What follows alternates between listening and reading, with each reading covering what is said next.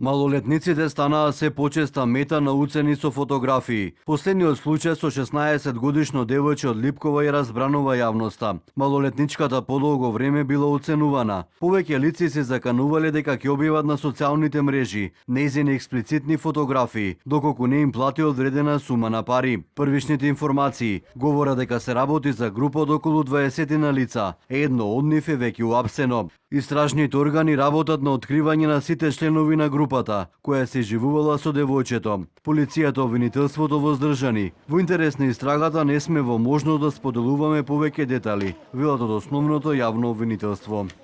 Министерството за внатрешни работи постапува по наредби на јавниот обвинител од основното јавно обвинителство Куманово и презема действија за обезбедување докази по поднесена пријава за уцена на малолетно лице.